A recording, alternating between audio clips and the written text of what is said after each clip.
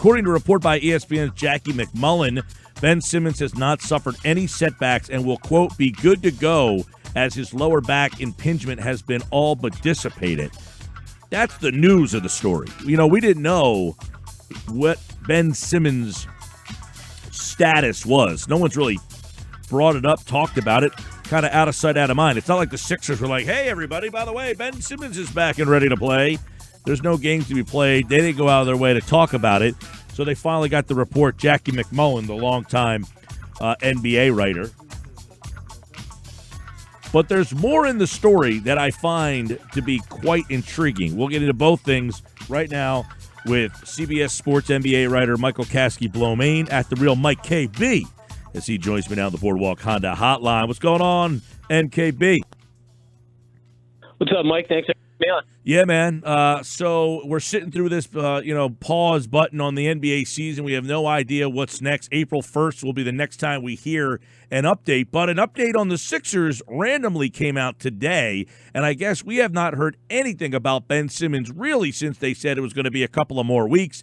And then, of course, the season hit the pause button in that time frame. So the Sixers never really had to update his status.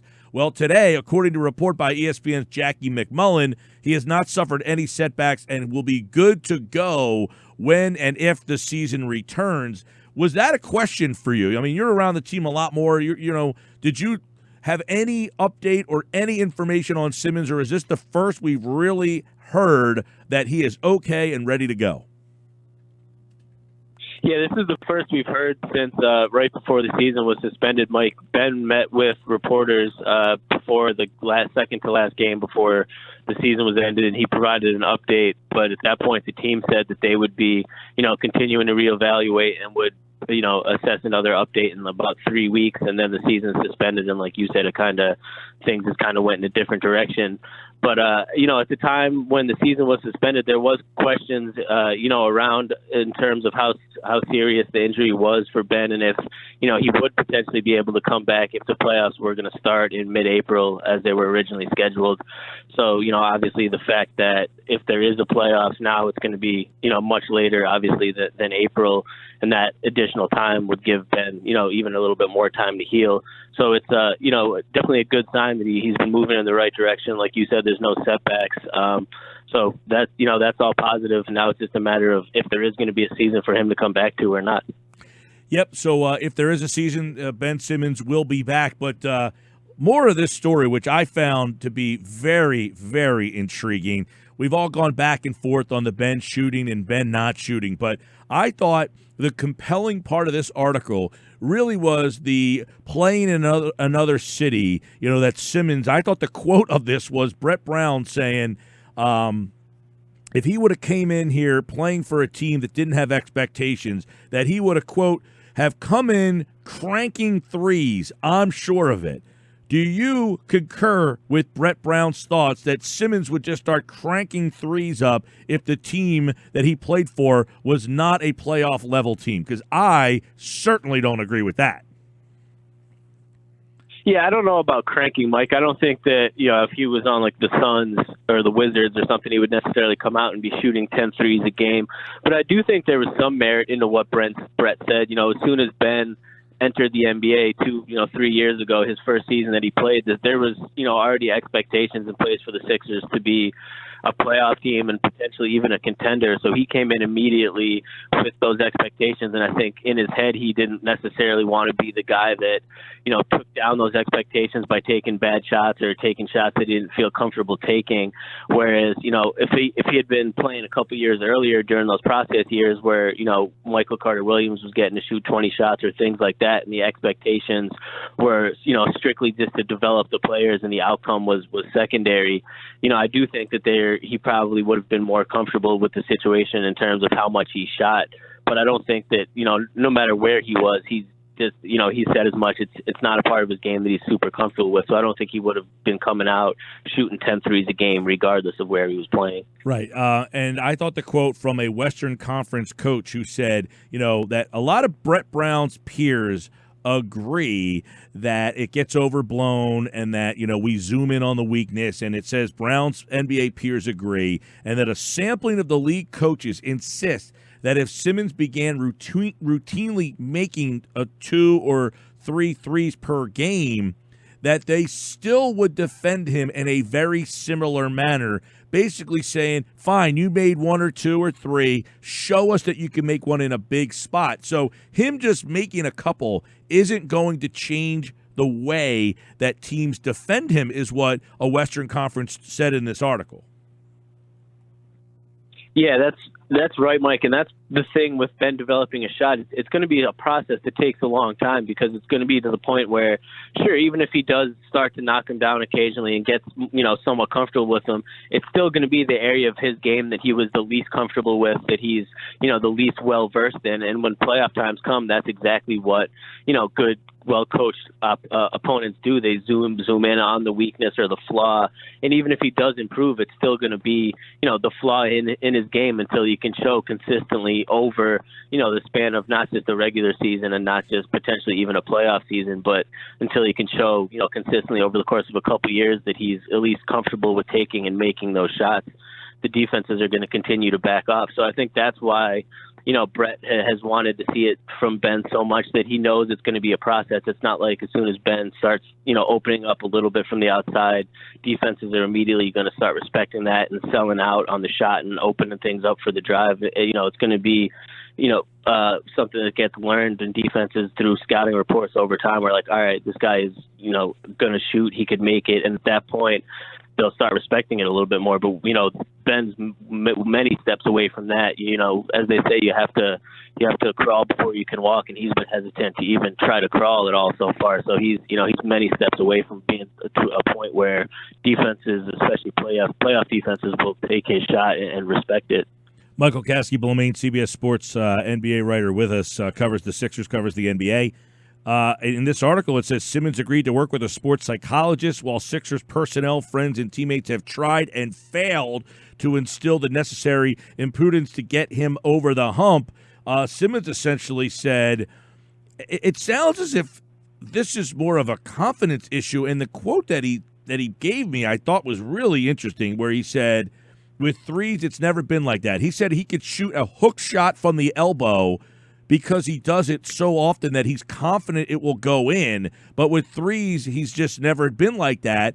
And he said, I could shoot 30% right now from 3, but I'd rather be shooting 40% from 3. So in other words, he's saying, I could be a bad three-point shooter if you want me to, but I don't want to start. We've kind of heard this before, that I'll start shooting them when I feel like I can help the team.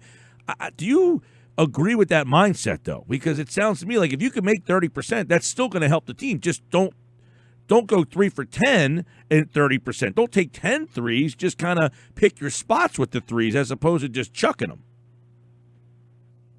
Yeah, that's a great point, Mike. And I don't really agree with Ben's mindset there, because ultimately he's not going to come in going from, attempting 6 threes in a season to immediately going to being a 40% three-point shooter. He's going to have to be comfortable and be okay with the fact that he's going to miss some shots. He's going to brick some shots, probably airball some shots, and people are probably going to talk about it. There'll probably be some viral tweets about it until he gets more comfortable with it. But he's not just going to come in and start shooting 40%. Before he shoots 40%, like he said, he could come in and shoot 30%.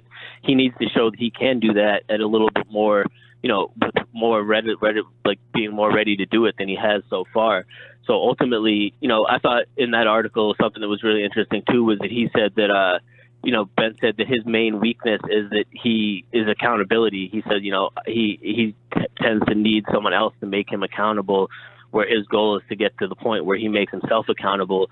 And I think, it's obviously important that he recognizes that first. That's the first step in making a correction, he recognizing it, and then it's something that he can work on. And that's tied in with the shot. When he realizes that, he's the only one, Brett Brown could threaten to bench him, which I thought was another interesting tidbit that came out of that story today, Mike, that Brett, thought about and even brought it up to Ben that, like, hey, listen, if you're not going to shoot, am I going to bench you? Like, what do I have to do to get this through to you? All these other outside people can tell him to shoot, but ultimately he needs to make that decision. I think it's come to the point where he realizes he has to make that decision, and he knows how important that, adding that aspect to his game is. And now it's just a matter of, like you said, he said similar stuff to this before, but now we just finally need to see it out on the floor. The other part, the fact that Kevin Boyle, his high school coach, apparently it's a coach that he really trusts. He texts regularly with him, and that Boyle kind of insinuates that Simmons does have some confidence issues, and that he's like, why? You're one of the best players in the league. You got a supermodel girlfriend. You can basically do whatever you want. And, you got to get past this. If you struggle and go 1 for 20, who cares? Get past it. So I find it a little troubling that his high school coach is kind of calling him out a little bit by saying, dude, look what you got in this world. Like, why are you so worried about what other people think about you missing a couple of shots? That's going to happen. Everybody has those nights where they don't miss shots. That, to me, and he actually offered his own solution by saying, quote, if I were in charge of the Sixers, I tell them, if you don't take a pull-up jumper and a perimeter shot, I don't care about your percentage. You're sitting.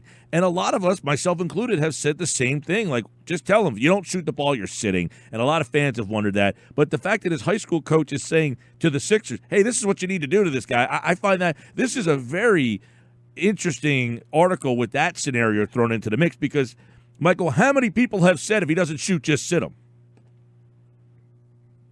Yeah, a lot, Mike. I know it's like you said, it's something you suggested and a lot of other people, and it's something that Brett obviously has given thought to. He chose to go down a different route. But, based off those comments from his high school coach and his own comments about being held accountable, it does seem like he would almost respond better to an ultimatum like that. Like, listen, Ben, you're doing all these things out here, but we need you to do this. And if you're not going to do this, then you're going to have to take a seat. That's not the way that Brett has obviously coached these guys so far. But if that's what it takes, it seems like maybe that will be the best thing to get that kind of the fire under Ben to get him to respond. Because obviously, comments secondhand to the media or whatever he's done so far haven't, produced any type of results. So the fact that, I think his high school coach has some good insight into obviously how Ben might react to a situation. You would think the Sixers probably would have thought of or tried that already at this point. But, at this point, when they do get back, I think Brett will maybe try a little bit more tough love approach with Ben, knowing that, what he's done so far hasn't worked, and this might be a better approach to get him to be more willing to shoot. Yeah, and, the article goes on to say, that this is precisely the conversation that Brown claims he had with Simmons and his parents last summer. I mean, he's sitting down with, Ben's dad, who he coached in Melbourne, and Ben, and he's saying, look, essentially, apparently his, reluctance to take three-pointers has heightened the tensions between everybody in this relationship here because he's getting pressure from the front office to expand his range in here. So this seems like a big bubble, possibly getting ready to burst behind the scenes here. Yeah, absolutely. And I think Brett knows that, in an indirect way, his job almost probably kind of hinges on getting Ben to be, more willing to space the floor with his shot. Obviously, we've all talked at length and discussed about how important it is for him to do that in terms of opening up the rest of the offense and in helping the Sixers reach their potential as a team.